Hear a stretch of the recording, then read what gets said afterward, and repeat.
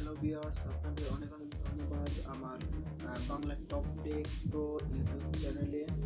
তো যদি আপনারা এই চ্যানেলে নতুন হয়ে থাকেন তো এখনই সাবস্ক্রাইব বাটনে ক্লিক করুন এবং বেল আইকনটিতে ক্লিক করে দিন, এতে নতুন ভিডিও আপলোড হওয়ার সাথে সাথে আপনারা ভিডিওটি আপনাদের নোটিফিকেশনে পেয়ে যাবেন, এতে ভিডিওটি দেখতে পারবেন। তো আজকে আমি দেখাবো কিভাবে স্টুডেন্ট অবস্থায় ইনকাম করা যায়, অর্থাৎ যারা ইন্টার পাস করেছেন বা যারা অনার্সে পড়ালেখা করছেন তারা কিন্তু পড়াশোনার পাশাপাশি ইনকাম করতে পারবেন।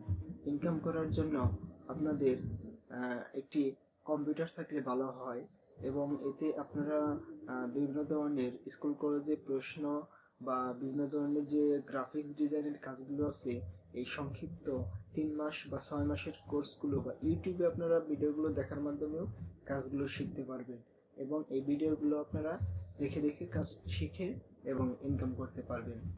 যেমন আপনি যদি স্টুডেন্ট অবস্থায় কোনো একটি প্রতিষ্ঠানের বিভিন্ন কাগজপত্রাদি অনলাইনে বা মাইক্রোসফট ওয়ার্ডের মাধ্যমে লিখে থাকেন এবং সেটা প্রিন্ট করে বের করেন, তাহলে এই কাজের মাধ্যমে আপনি ইনকামের ভালো একটি সোর্স পেয়ে যেতে পারেন। এবং কি আপনি যদি বিভিন্ন কোচিং সেন্টারের প্রশ্ন কম্পোজ করে থাকেন তাহলে এতে আপনি ইনকাম করার সুযোগ রয়েছে। বা ছাত্র অবস্থায় আপনারা বিভিন্ন ধরনের যে কোচিং বা স্কুল কলেজের প্রশ্নগুলো কীভাবে আসলে লিখতে হয় সেই পদ্ধতিটা আমি আজকে আপনাদের শিখিয়ে দেব এবং দেখাবো যে মাইক্রোসফট ওয়ার্ডের মাধ্যমে আপনারা কীভাবে একটি পূর্ণাঙ্গ প্রশ্নপত্র তৈরি করবেন এবং সেটা প্রিন্ট করবেন। কাজটা শেখার জন্য আপনাদের একটু সময় নিয়ে পুরো ভিডিওটি দেখতে হবে, আপনি সহজেই একটি পূর্ণাঙ্গ প্রশ্নপত্র তৈরি করতে পারবেন। তো চলুন শুরু করা যাক।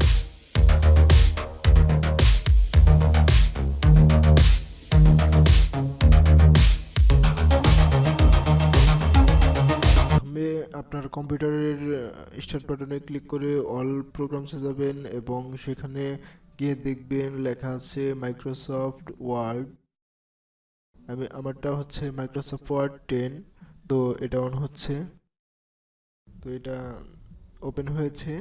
তো এখন পেজ সেট আপ করবো, অর্থাৎ পেজ লেআউটে যাব, মার্জিনে ক্লিক করব এবং লাস্ট যে বর্ডারটা সেটা দেব এবং ওরিয়েন্টেশনে গিয়ে ল্যান্ডস্কেপ মোড দিয়ে দিব।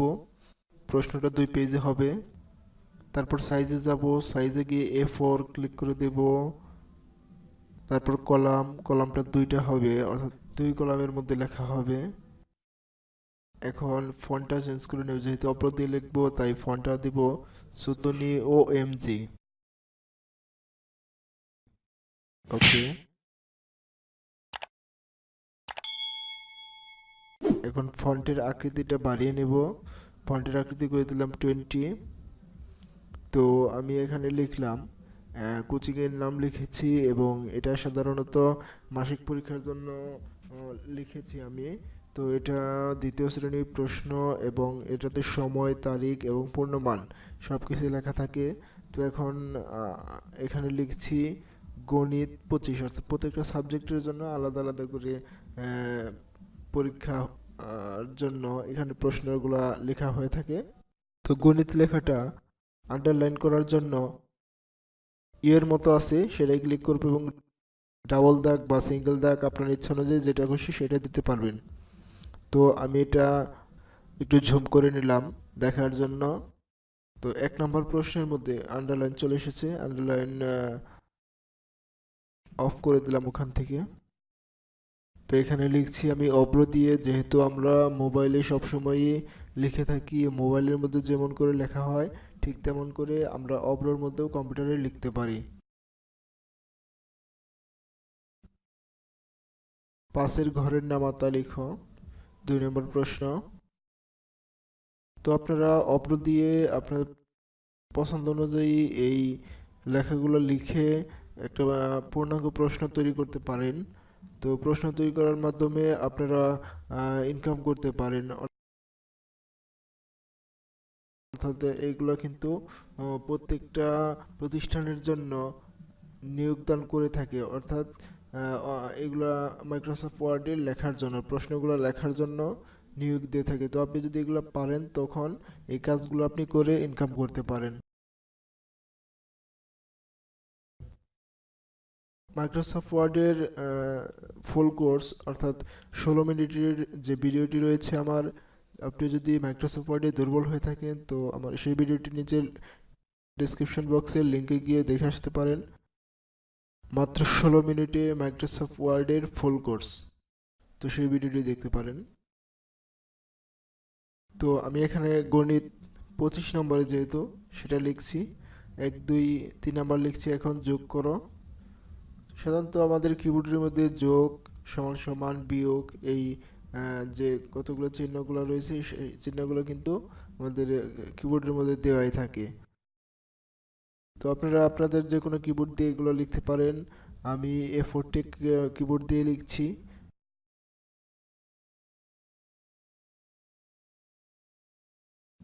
কিবোর্ডের ক্ষেত্রে এটাই ভালো লেখার ক্ষেত্রে। তো আপনারা যেটা খুশি সেটা ব্যবহার করতে পারেন।